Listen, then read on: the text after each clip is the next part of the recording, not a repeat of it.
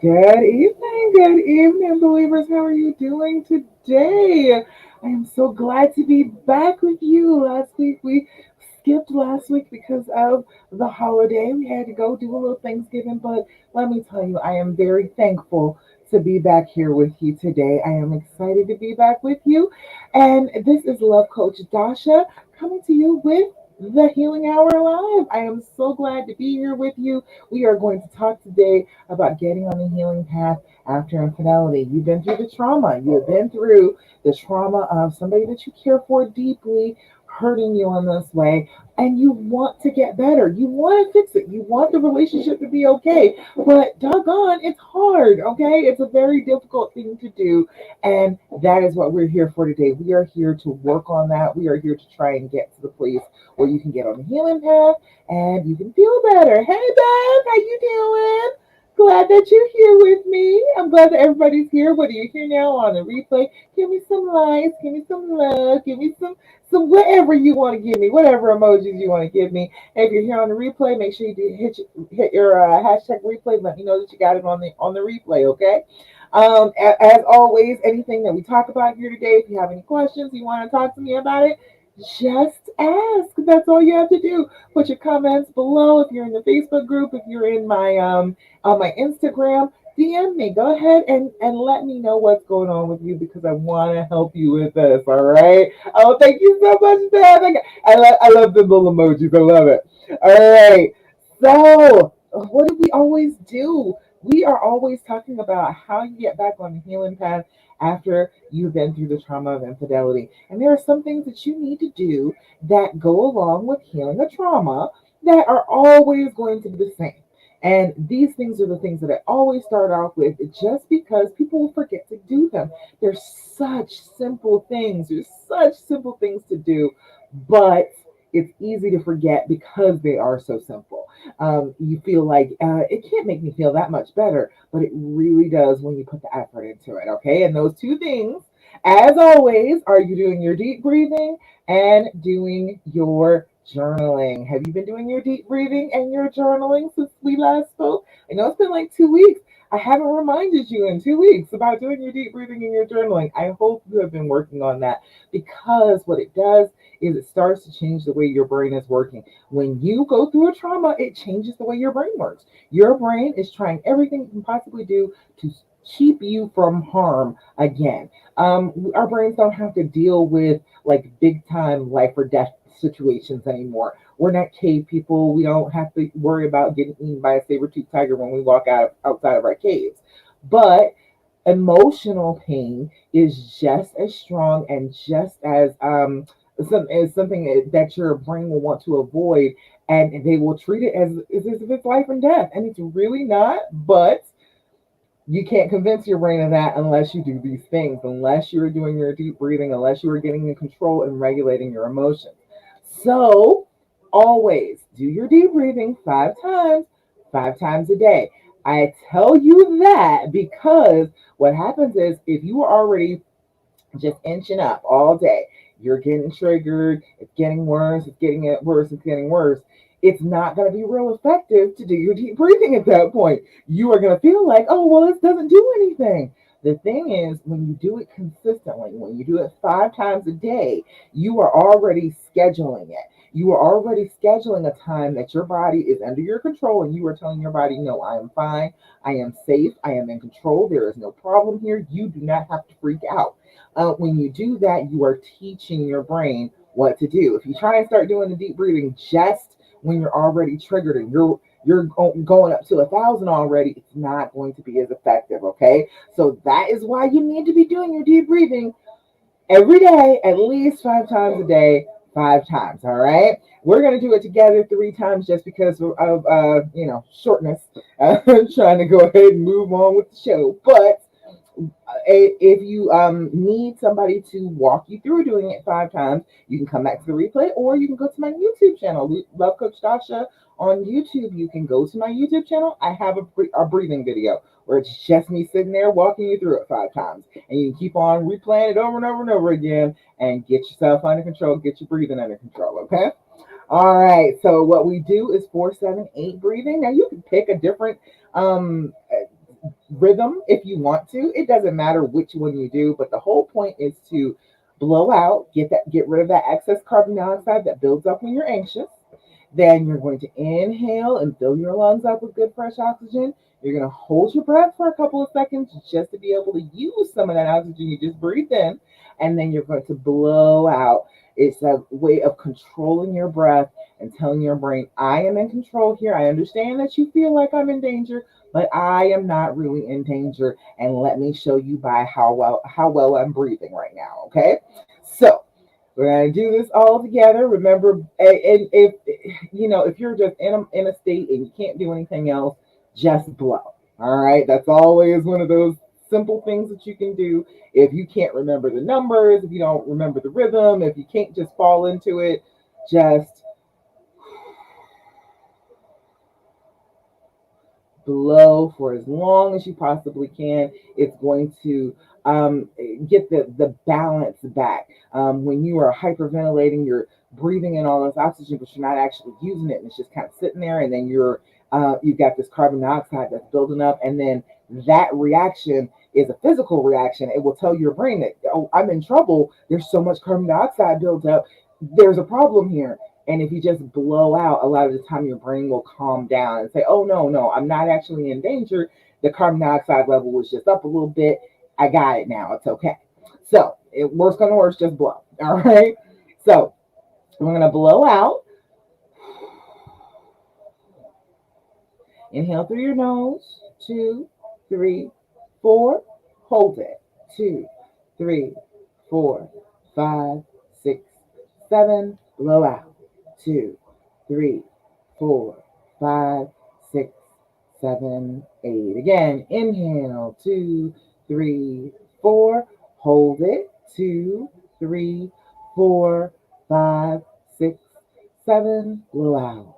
2, 3, 4, 5, 6, 7, and 8. Again, inhale. 2, 3, 4. Hold it. 2, 3, 4, 5, 6, 7. Blow out. 2, 3, 4, 5, 6, 7, and 8. All right.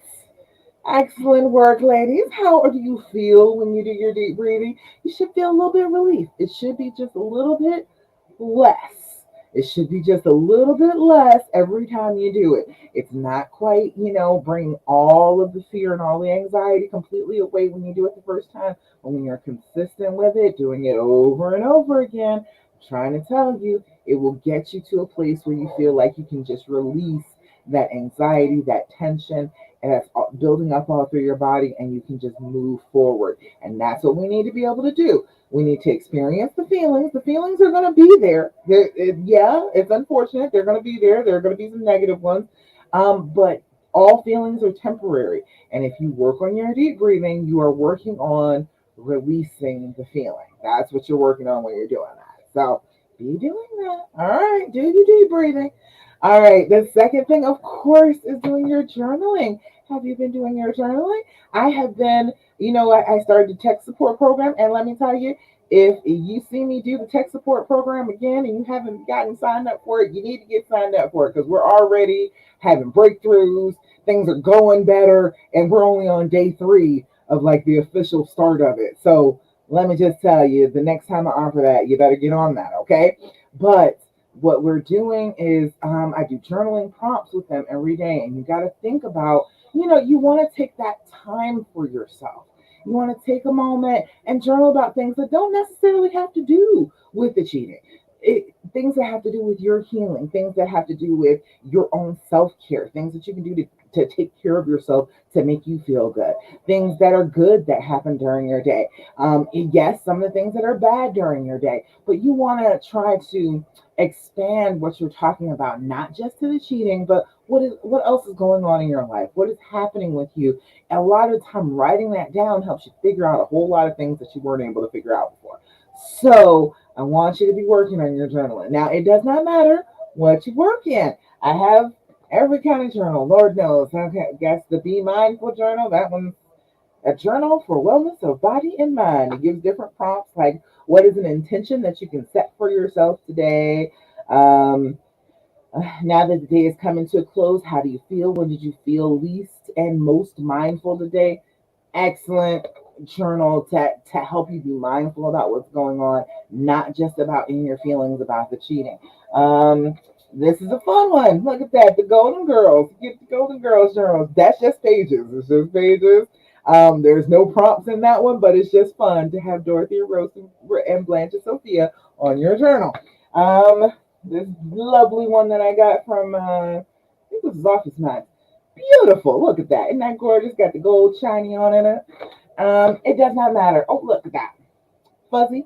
Doesn't matter. Whatever you want to write in, just make it be something that you want to write in. You want to open that book and pour your feelings into it. It does not matter what it looks like. It could be a 1,000-year-old tome that is this thick, or it could be this itty bitty pocket one that you can stick in your purse or stick in your back pocket as you're going about your day. It does not matter as long as you have one that you are consistently writing in. This is all consistency. The breathing and the journaling are all about consistency. When you are doing this consistently, actually taking the time for yourself, this starts the healing process because you are actually actively working against what the trauma wants you to do. The trauma wants you to take all of that negativity and just hurl it at the person that made it happen for you. It wants you to take all of that and push that person away with all your force. But when you're taking your journal and writing down your thoughts, getting them out of your head, you're able to calm yourself down and you're able to deal and communicate a little bit better. You are a much better communicator when you write stuff down and then you can come back to it and say, "Hey, look, I was thinking about this and this is where I came to this is where my brain came to when I was thinking about this topic, and let me talk to you about it." It's a lot easier to talk. It's a lot easier to get your communication across. So be working on that. Three things: make sure that you're doing your date, your time, and your level of anxiety when you start your journal. You want to do the date and time so that you know when this was, and then you want to do the level of anxiety from 0 to 10, because first of all, that puts a fence around it. It makes it so that it can't be any worse than a 10. And a 10 is like a complete loss of control. I'm going to rip my hair out, tear my clothes off, run screaming down the street naked. That's where you are at a 10. So that's as bad as it can possibly get. The worst you can possibly feel. So now it's not so huge anymore. It's not a big old monster. "Hey, Peggy, you found me! Yay! How you doing?" All right, but then the trauma is not that big old monster about to eat you anymore. It only can get to a 10. That's as big as it can get. It cannot get any bigger than that, and you can manage a 10. You can manage 0 to 10. I know you can. So it helps tremendously when you are trying to get past this, when you are trying to heal. Just doing your deep breathing, doing your journaling. Do your deep breathing, do your journaling. Doggone it. If you haven't been doing it, you need to work on that, all right? I'm going to tell you every week. I'm going to remind you every week. And if you keep putting it off, you're not going to get the benefits. But if you go ahead and start doing it on a regular basis, I promise you're going to get benefits from it. You're going to feel a lot better. All right. All right, so we did the breathing and the journaling. And, if you're catching us on the replay, definitely hashtag replay so I know that you were here. Let's do Thirsty Thursday. Thirsty Thursday, I got a couple good things. Mindy was able to tell me that she and her husband have started dancing. It makes me like it makes me blush. I'm like, oh, it's so sweet. They are dancing every night before they go to bed. And they're having a good time with that. And she said last night, they were just both really tired and they both agreed not to do it. And they just went ahead and lay down and went to bed. And then the panic kind of arose this morning.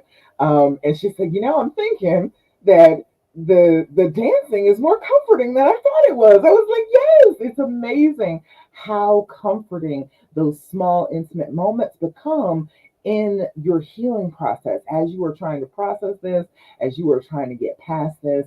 It's those small, intimate moments. It's those rituals that you create with each other. That is part of managing the future feelings. That is part of allowing the healing to happen. Yes, Mindy. I see you, Mindy. Hey. So that is definitely part of the dreams formula of allowing the healing to happen. being able to come close, being able to take that time with each other and offer that bit of vulnerability to each other, and then managing the future feelings. It comforts, and so then it helps with the feelings. It will help you. Being able to be comforted by your mate will help. It really does. So Mindy says you're gonna be dancing tonight, Raymond. I know that's right. I know. Sometimes you're like you'll skip it, but hey, if it's working, work it. Okay. All right, and let's see. Bambi. Bambi said we started our second annual. Okay, so we're doing it's a ritual. It's more than once. Second annual Advent calendar yesterday. Oh, that's nice. Couples Advent calendar. It says we did it last year and enjoyed it so much, and we decided to make it a tradition. I love it. It's a hard, busy time of year. Yes, it is.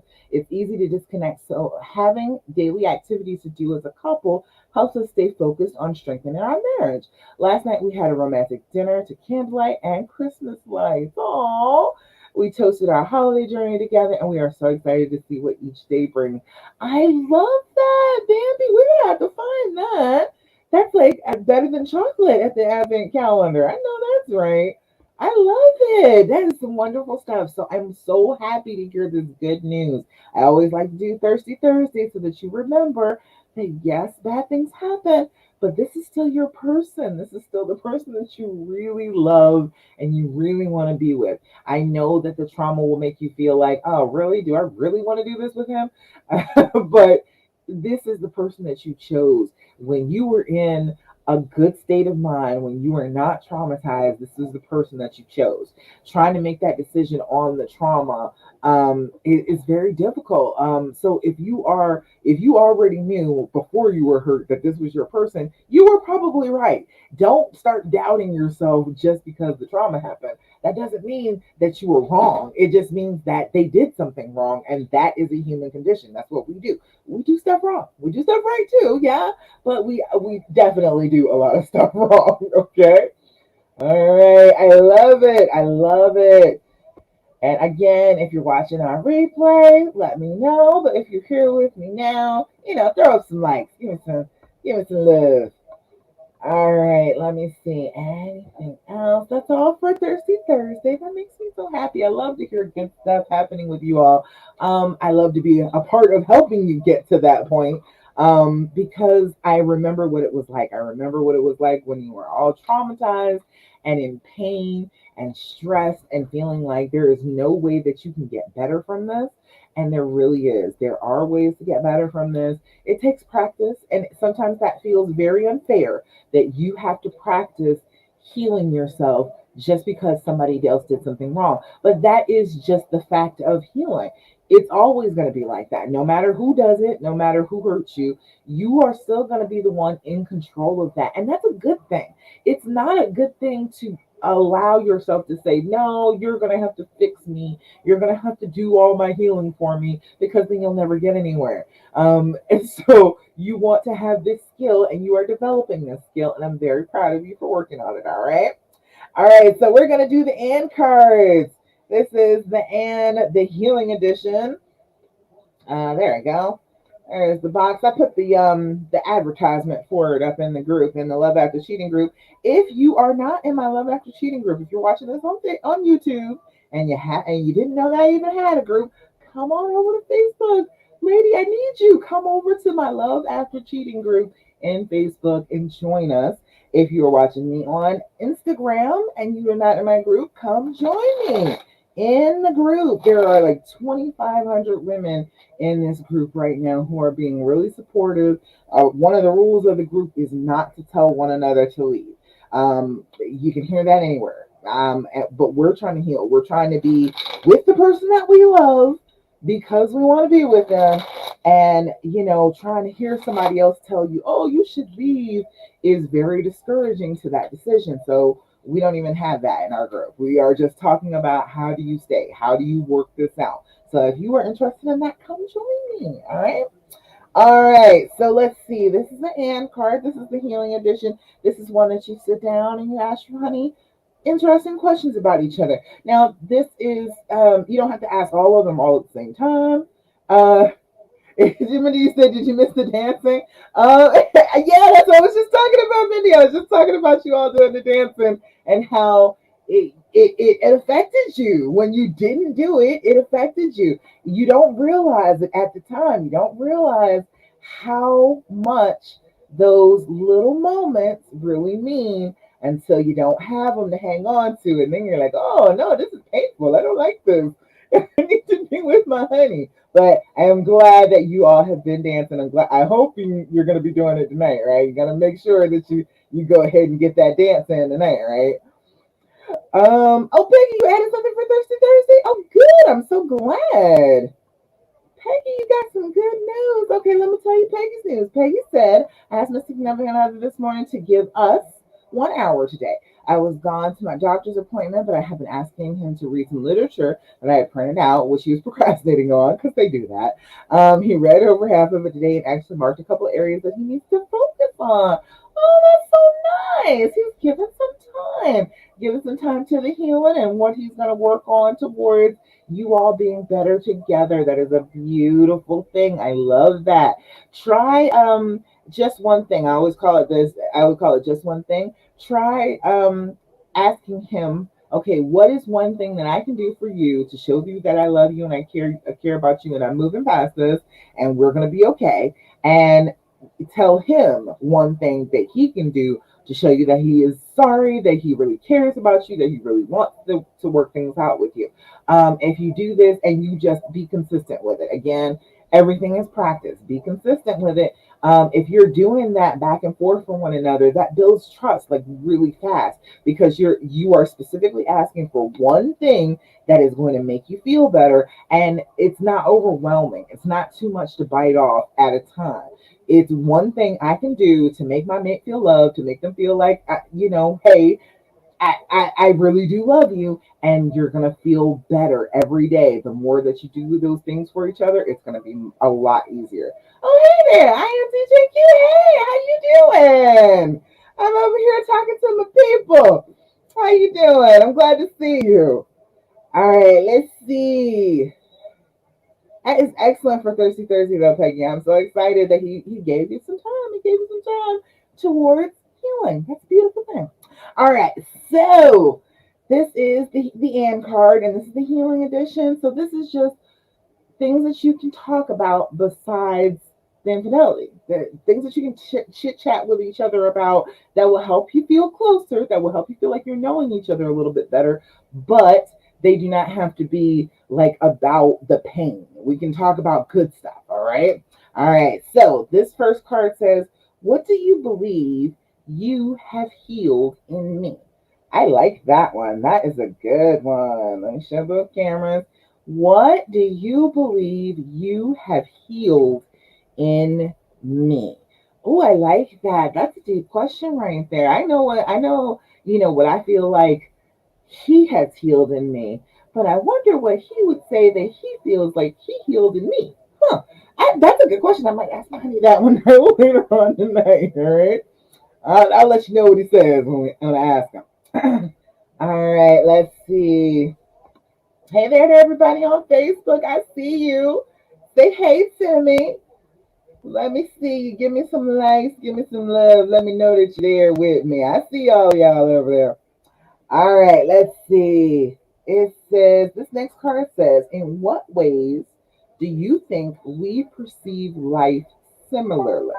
That's an interesting question right there. Let me show everybody. In what ways do you feel like we perceive life similarly? That's an interesting question too. Do you know the things about each other that are like the same? There's things about me and my husband, even though we were raised very differently, there are things about us that are very similar. Like we were both our mother's oldest children. But then our mothers got remarried, and so then that gave us older siblings and younger siblings too. So we both grew up in that same type of situation, and that I think that makes you feel like you see the world in a very similar way. Just by that little bit of similarity between our backgrounds. A lot of things that were, that are in our backgrounds are not the same, But that is one major one that I think really does affect us. And we were always very much aware of not having our kids like watch our kids. We felt like we babysat a lot. And so we never made our oldest like babysit the younger one. We didn't want them to be responsible for one another. And like that was something that we both agreed on because we were so similarly brought up. So, that's an interesting question. That's a great one to ask. All right. And then this is an interesting question. This is the third one. This is the last one we'll do. It says, for what reason do you think we are connected? That's a very interesting question too. For what reason do you think we are connected? And I have, I told you the last stage of healing from infidelity is the inspiration phase. And I feel like that's the reason that all of this happened with us. I feel like I was supposed to be a person who would tell you all that you can heal. You do not have to be in pain forever. You do not have to be stuck forever with the person that you really do love and you care about. You can let it go. You do not have to carry the baggage with you forever and ever. I am real big on putting the baggage down now. I'm like, if it's heavy, you can come back and pick it up if you really, really, really, really want to, but you're not going to miss it as much as you think you are. You can put it on down. All right. So I think that was one of the reasons, in the grand cosmic sense of the word, that we were connected as a couple. And then I also think that we were connected as a couple because I don't think there was anybody else in the world for either one of us. I really don't. There have been plenty of people who love me up there, and I understand that and everything. People did love me, people did care about me, and I loved other people. But I think that there was not a man that would understand me the way that my husband does. And he was the first person to really think I was really funny. He was the first person to like really take me seriously in my business. So I think that I think there wasn't anybody else for me. And for him, who else would have put up with him but me? That's what I'm saying. So we were meant to be. All right. I think the purpose for us to be connected was so we could be happy together. That was another good purpose. The name of the card set is the and. It's the skin deep. It's from the skin deep. The and is the healing edition, but they have a whole bunch of different editions. And the website is theskindeep.com/shop. That's where you get it from. I actually put it in the group. I put the advertisement for it in the group. All right.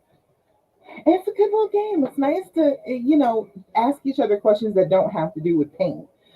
Even though that is the healing edition, it's more about getting to know one another again, increasing that intimacy, and giving yourself something to talk about other than oh, these awful things happen between us. How in the world will we ever fix it? You just open up to each other again. You just be vulnerable with each other again. You talk to each other again.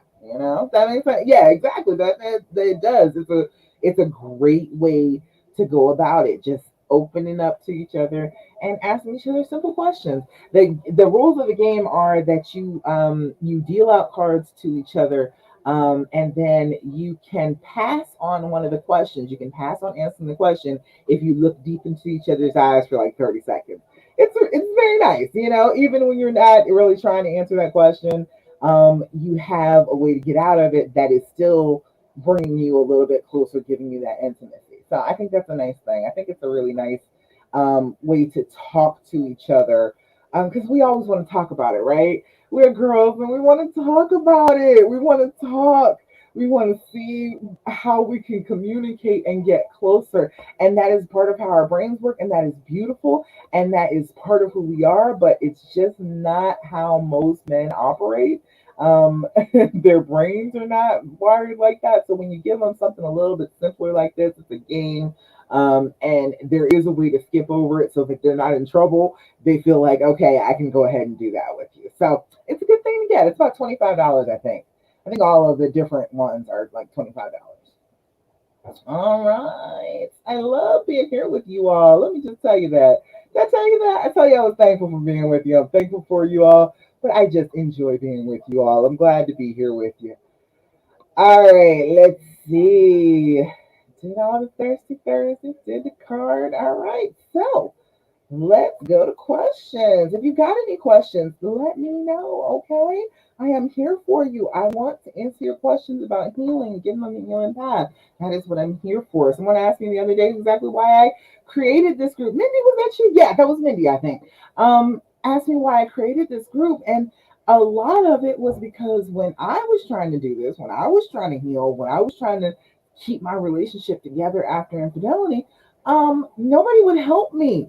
I was real sick about that. I was like, yo, I'm asking. I am asking because this is what I want to do. I want to be with this man. This is the man for me. I feel like that deep down in my heart, and he has broken my heart. I know that there's a way to fix this. I know there has to be because I know people who have been in relationships and they cheated and they're still together. But a lot of them weren't terribly happy. And I was like, I know there's got to be a secret to that. There's got to be a way to be happy. And a lot of the things that people were telling me all had to do with him. They all had to do with, oh, well, he has to be transparent and he has to have a good attitude about it and he has to be doing. And I was like, well, see, that still is leaving me out, though. That's still saying that I don't have any control over this situation. I don't I don't want to work like that. He has already messed this up. I have seen that he messed this up. I should be the one to be in charge of how this is getting fixed because these are my feelings that were hurt and I should be in charge of that. And I don't want to just leave it all up to, oh, well, if he does this, then you are allowed to get better. That sucked to me. I thought that was a bad idea, a bad way to go about it. And it completely released all responsibility. Like I had no responsibility for my own healing, and I'm in control of myself. I'm a feminist. I believe we are very much in control of what we do, and we should take that responsibility very seriously. Because nobody else is gonna do it. Nobody else is gonna really care as much as you about your life. So I wanted to just go ahead and create a place where doggone it, we are going to work through this. You're going to figure out how to be mindful. You're going to figure out how to calm down those emotions without having to depend on every single time you have a breakdown, he has to fix it. That no, that's ridiculous. And counting on him like that, it is a big ask and it is a lot of trust. But besides that, it's difficult to give that much trust when you're in this much pain. Like anything that he does, isn't it a little bit stressful? You're like, I don't know if I can trust this. I'm not sure. You don't really feel as comfortable. But when you go into it, having faith in yourself that I can do this. I can heal from this. I can fix this within me, and then our relationship will be better. Yeah, that's how it works. That's how this is supposed to work. So I wanted to be the one to tell people that, and that's what I'm doing. Telling you how to get on the healing path, telling what you can do without waiting for your partner to come up and participate and try and help you. What you can do that will start to set this thing right when you can put it back into motion the way it's supposed to be because you are doing things that are helping you. All right. Peggy said, can we talk about how to get past the feeling that he's not doing enough to make up for the cheating? Yeah. Well, okay. First of all, you got to consider this, okay? Just the fact that he has to deal every day with a very unhappy you, he's doing a lot to make up for it, okay? You are probably causing him suffering on a regular basis. All right. Depending on how long it's been, you're probably pretty regularly making him suffer. Okay. So he is doing to make up for it. He is doing plenty to make up for it because you're making sure that he does. Okay. So don't feel like, you're not doing enough. He's not doing enough. And the thing is, you cannot control anyone but you. That's exactly what I was just talking about. You fed right into it. You can't control anybody but you. You can't fix anybody but you. So, you feel like he needs to do something to make up for it. Exactly what? What could he do? that would make up for it? There's not anything, right? I mean, honestly, really thinking about it, there is nothing that he can do to make up for this. This was a horrible thing to do. It was a devastating betrayal, and there really isn't anything that you can do to just be like, fix it. All right. But, moving forward, showing you that he loves you, being a little bit trustworthy, and he has been. You haven't really had to worry about him too much since all this happened. I, that is doing what it takes to move forward and get to a better place. If you're stuck always thinking about you need to be doing X, Y, or Z all the time because you cheated, that means that every single solitary day, that is what you are focusing on. You will never move past it if you're always worried about what's he doing today to make up for it. You need to worry about what am I doing today to heal from it? What am I doing for me to heal from it? What am I doing for my relationship in order for us to heal from it together? When you take that responsibility, and you show him, hey, I'm willing to take the responsibility that I own. The part that I'm supposed to be doing, I am willing to take that on. It shows him that you're really serious about healing, and then he's more willing to do more to show you. Because right now he's like, I'm here, I'm doing. I'm tolerating you being mad all the time. I'm tolerating. Okay, we got to talk about it all the time. You keep bringing it up, and you get mad at me for no reason, and you're going through my stuff. I'm doing all of that. I don't know what else I can do to show you. When you start reining in your own behavior and taking control and being responsible for yourself, that's when they can see their way clear to being responsible for themselves. It's very it's difficult to make somebody do what they're supposed to do when you're not doing what you're supposed to do. Does that make sense? And when you are all caught up in it and you are not working past it, you are just focused on, well, you're not doing enough to make me feel better, to make me heal, and you're not doing enough to show me that you're sorry and you're a piece of scum and you're remorseful, then we just can't move forward. Then you're always thinking about the negative. You are always thinking about this devastating part of your life instead of looking forward to the good that's going to come in your life. You're not looking forward to being together and having good times together. You want him to keep feeling bad about what he has done in the past, and we can't get stuck in the past. We have to start moving forward. Okay. He said his response when I asked what he's doing is, I'm staying away from her, no contact. That's the most important thing. And damn right, that is the most important thing. Because y'all live in a small town, and he's still making sure stay away from her. Yes, that is something that he's doing, and he's saying that that's what I'm doing. But you tell me, what is it that you want him to do? You said you want him to take an hour, and he worked on it, and he marked off some things that he could work on. Okay, well, what do you want him to do? What is enough? What is making up for it in your book? Let me know. All right. We'll come back to that. Let's see. Everybody, let me know what would making up for it look like? What would be enough? What would make you say, okay, that's good. I feel like you're remorseful enough. I feel like I'm able to just go ahead and move past it. Like there isn't anything. I can't think of anything. There are small things that you can do on a day-to-day basis, but those things don't cover everything all at the same time. You don't heal all at the same time. You heal a piece at a time.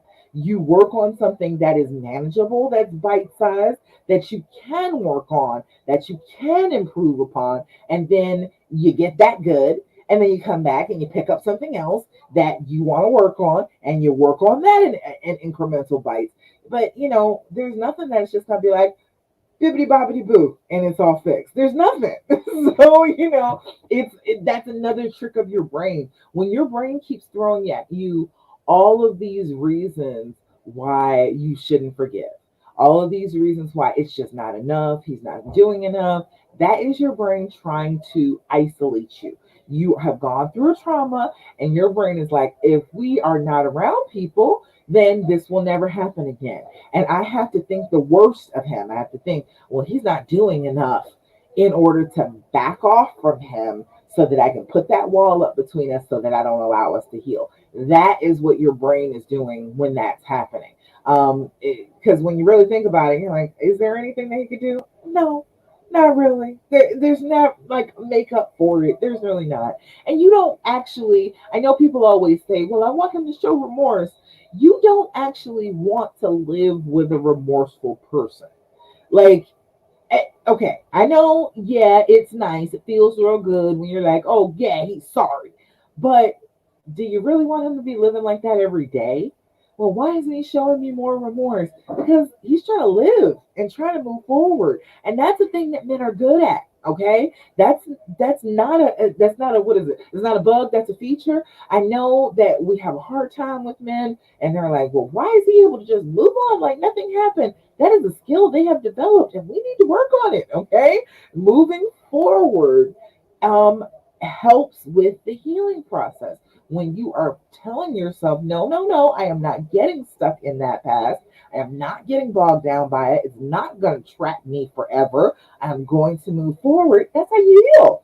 You stop picking at the wound. You stop poking at it and stop making it feel bad all the time. All right.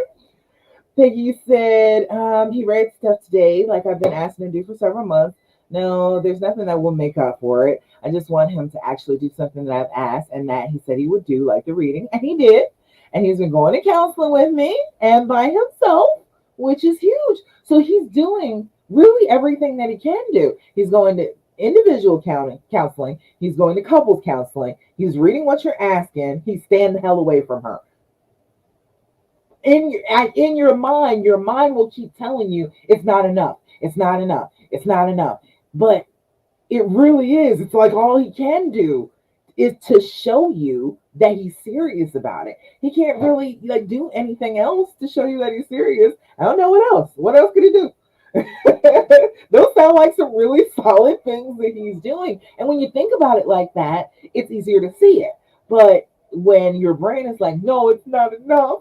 He's not hurting enough. He's not anxious enough. He's not stressing enough like I am. That's what it is. Your brain is like, oh, he's not suffering like I'm suffering. So I need to make him suffer some more so that he can know how it feels. And you don't want to live a life like that. You don't want to live a life constantly trying to make him suffer more from making you hurt. What you want to do is heal so that you're not hurting anymore and we can both be healed together. We can be okay as a couple, as a unit. All right. So he's doing lots of stuff. Peggy, I know. That feeling you got to how you get past it is you have got to tell yourself reasonable things. It is not reasonable to think that there's anything that he's going to do to wave a magic wand and it just be better. All right. But he is incrementally working on a lot of things that are meant to show you that he is serious about it, and you need to think about those things. Count them down, write them in your journal. Remember that they're actually happening because your brain will try and just push them away, try and make it like, no, that doesn't even matter. It doesn't matter that he's not talking to her. Oh, hell yes, it does. It matters a lot that he's not talking to her. You all live in a small town. It is very easy for them to be in contact, and he is making sure that that does not happen. He is going to counseling. He is, yeah, it took him a while to read what you had to say, but I mean, dang, he doesn't want to, most of them don't want to read what you have to show him anyway. I can't get my husband loves sci-fi. I gave him, I'm like, this is a sci-fi book. This is awesome. You will love this book. You're into this. And he still hasn't read it. So the things that we want them to read, they're more headline type people. If you can give them the headline of something, they do a little bit better with it. But sitting there and trying to read through the whole thing, it's very difficult to get men to do that. All right. They're not great on that. But he is working on it. I feel like, when you're like, that's not enough, that's not making up for it, then you got to ask yourself, okay, then what is? And if you can't think of something, then that means it's just your brain trying to play a trick on you. Your brain is just trying to make you feel like you're wrong for forgiving and wanting to move forward. And you're not. You're not at all. It's just against what your brain is doing, like in survival mode. But you're not trying to live a whole life in survival mode. So we can't do what our brains want. on the trauma. We just can't do it. We can't keep on listening to what our brains are telling us when they're telling us crazy stuff that'll keep us apart from who we love. So, just question it. Question it every single time that thought pops up. He's not making up for it. Wait a minute, yes he is. What's he doing? That was four things right there. He is actively doing right now to try and fix this with you, to try and show you that he is serious. So take it like he's serious. When you are having those doubts, come back to that. Come back to, no, no, no. I am sure I have witnessed him trying. I see him working on it. He is doing what he is supposed to do, what they all say that he's supposed to do. Oh, they're supposed to go to counseling and, okay, yeah, he's doing it. So I need to talk myself down from that and be like, no, I'm not going to let my brain just lie to me about what's happening. I can see what's happening. I'm paying attention. All right. Let me know if that helps. Let me know if you need any other direction on that. All right. Let's see. Michelle gave me a question. Hey, Michelle. I don't know if you're with me. If you're on the replay, let me know. Hashtag replay. But Michelle said, I just need guidance on how to start the healing process, how to forgive him as well as him as myself for even staying. Okay, let me start with that part first. Let's get one thing straight. You are not wrong for staying. You're not. You're not wrong for staying. You're not doing anything wrong. You don't need to forgive yourself for staying. Okay? That being said, I understand the inclination. I do. The thing is, your brain is trying to tell you, again, brains are tricky. When you're going through a trauma, your brain will try and tell you anything it possibly can to isolate you and protect you from being hurt by this same thing again. So your brain is telling you that, oh, if you stay, then you're asking for it. You want to hurt. You deserve it. It's not true. It is just a trick of your brain. It is just your brain trying to make you separate from the situation. You are not wrong for being with who you love. Okay? That is not wrong. That has never been wrong. You can be with the person you love. If you are both free individuals, neither one of you is married, nobody else is involved in the situation, you love one another and you want to be together, damn it, you can do that. Okay, that is not something that you even need to forgive yourself for. So if you want to get deep with it with yourself, tell yourself, I don't need to be forgiven for that. I don't need to be forgiven for loving who I love. That's my feelings. That I'm not apologizing to myself or trying to forgive myself for my feelings. If I feel like this relationship is worth it, then it's worth it. That's what it is. This is your life. You are supposed to live this life. If you don't live this life the way you want to live it, then you're living it the way somebody else wants to live it. And honestly, that is not the right way to go about it. Okay. You are not supposed to be living according to other people's standards. I know plenty of people told me you should not stay. You're being a doormat. You're teaching them how to treat you. You're just asking for more problems. You're asking for trouble. Yeah, yeah, yeah. Uh-huh. I'm still making the decision. And that's what I meant about why I created this group, because so many people will tell you that you're wrong, and so many people of those same people will stay. Same folks, same exact people, yakking away, telling you all that fear speech and stoking your own inner fear speech, and they stayed too. Okay, so there's going to be a whole lot inside and outside that tells you that you're wrong for being with who you love, but you're not wrong for that. You can be exactly where you want with whom you want, and it doesn't matter what they did. That's not the decision making process. The decision making process is within you, what you choose, what you want in your life, and don't ever forget that. Okay. All right, I'm very adamant about that. I'm sorry if I'm a little aggressive with that, but I want you to really start to fight back against that thought that you have to forgive yourself for that. Now, yes, it's nice to forgive yourself when you feel like you have done the wrong thing. If you are struggling with this, if everybody has been telling you that you're so wrong and you're actually feeling like you must be wrong because everybody is telling you that, then yes, you do need to just go ahead and forgive yourself. And you can do that. You can do that because this is your life and you are making choices based upon what you want and not what other people are afraid of, not what other people want. So forgive yourself for that. Forgive yourself for not listening. Forgive yourself for choosing your own path. And even if it's a difficult path, so what? Nobody else has to walk it but you. All right. Let's see. How to actually start the healing process. Well, of course, that's the James formula, right? That is exactly what I teach is how to start the process, how to get on the healing path, how to get to that place of not hurting anymore. Now, if you haven't watched it yet, watch my story time video. I tell you about like the end of the cheating with me and my husband, but you are uh, making a decision towards what you want your life to be. And you have to picture it. Okay, do I want to continue to live in this fear and this pain? Or do I want to live in love and joy and forgiveness? That is the basic question that you need to ask yourself. That's the first decision that you have to make in order to heal, to get into the process of it is what do I want here?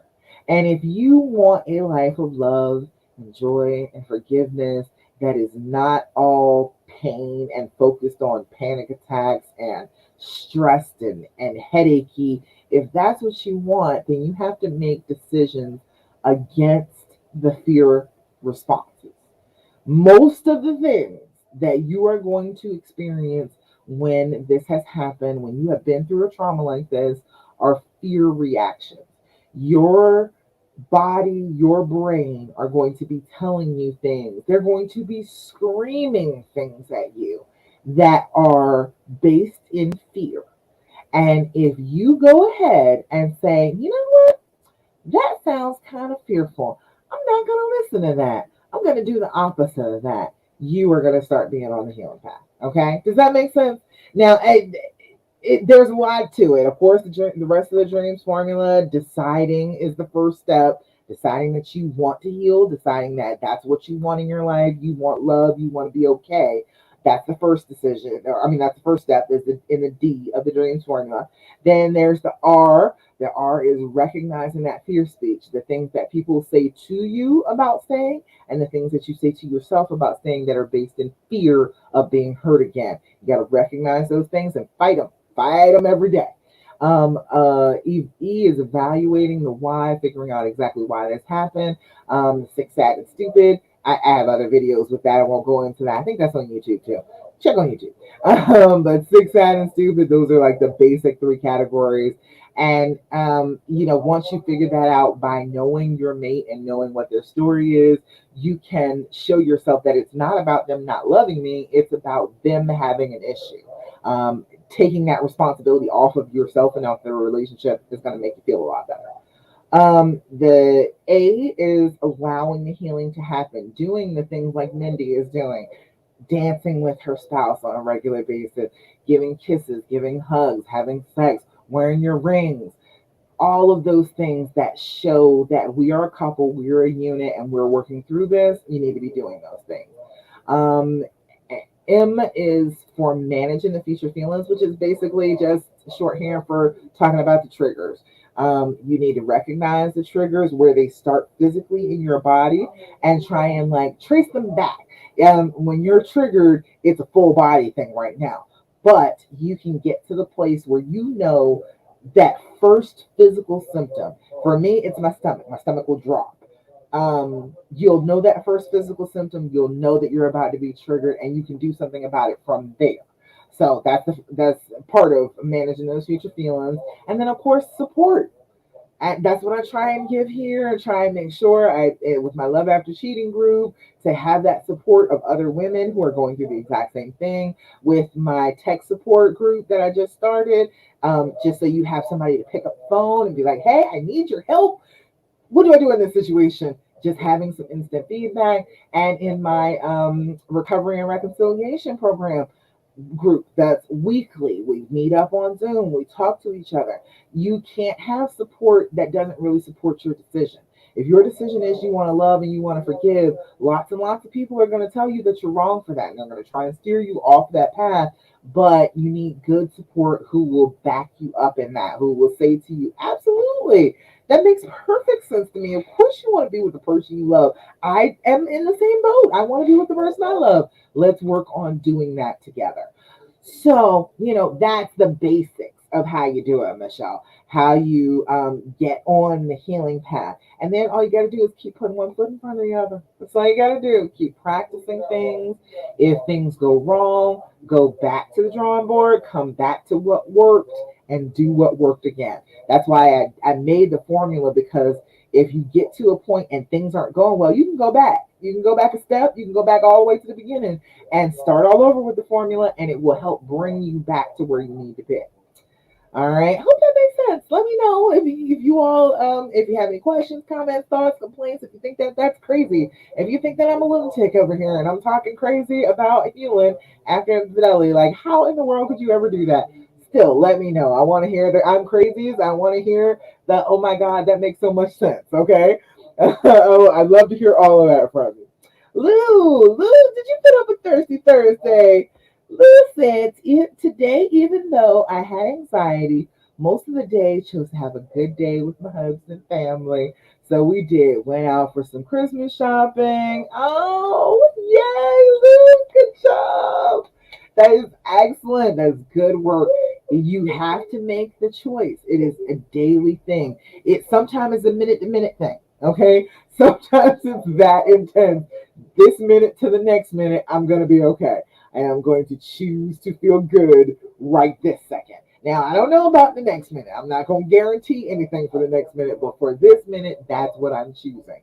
And when you do that and you do it consistently, then you start having longer and longer stretches of good. That's what we're going for. When we're on the healing path, sometimes we slip off. Sometimes we slide off to the side, twist an ankle. Sometimes we get caught up in a tree branch. Sometimes we get caught in the brambles. But we're on the healing path. We are headed in the direction of healing.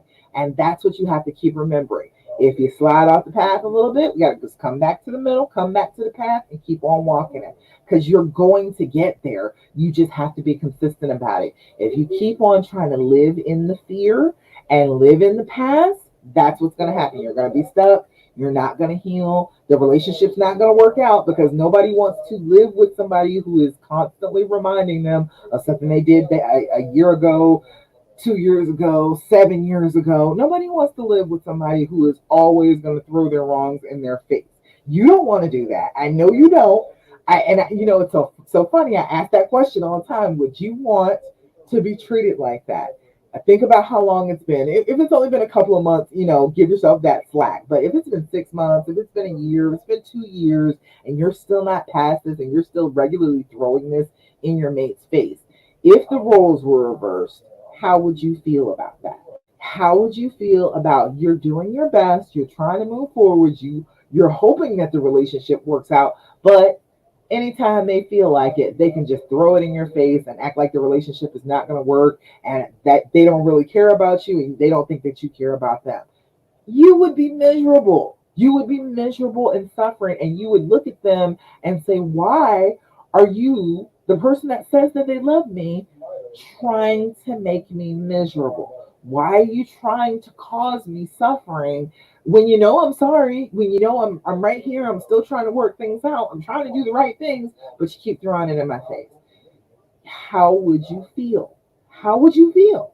You have to really put yourself in that position. If you keep on bringing it up, if you keep on deciding that you're just not going to heal from it and you're going to make them suffer for it for as long as you possibly can, they're eventually going to be like, oh, well, I guess you really don't love me anymore. You're not trying to be with me, so I'm going to back off. And then that's going to just trigger you even further. So instead of doing that, work on being the person that has healed. You have had plenty of practice at being the person that is hurt, okay? You have been experiencing that. You have been on that, okay? You got that down to a science. I want you to practice being the person that is healed.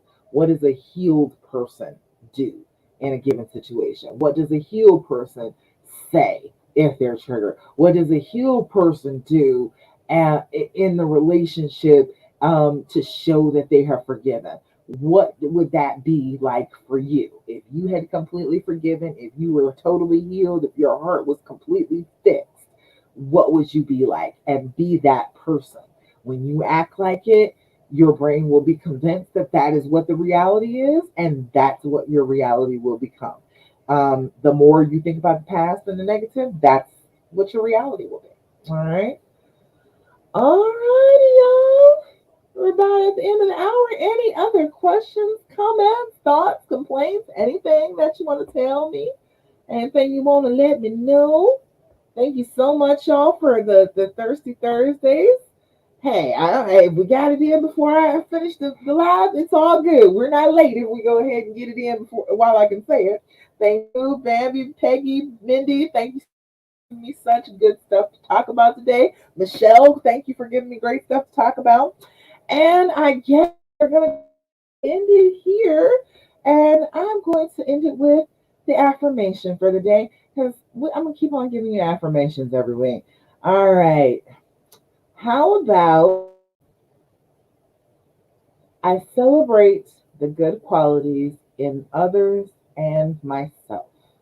I like that. I like that as an affirmation because I am all about celebrating, honey. I am all about celebrating every possibility that you can. Everything that you could possibly celebrate, you should celebrate. Okay. You should celebrate it together as a unit. You should celebrate it in your heart. So whatever you can celebrate, do celebrate. So I celebrate the good qualities in myself in others and in myself.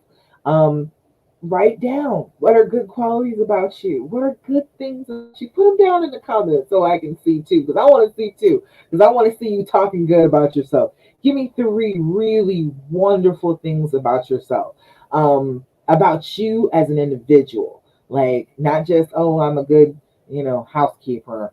I'm a good wife. No, no, no. About you, about you personally. Give me some good qualities about you, and you can throw in some good qualities about your honey too. Give me some reasons why this is the person. This is the person that you're willing to do this amount of work for. This is the person that you're willing to heal for.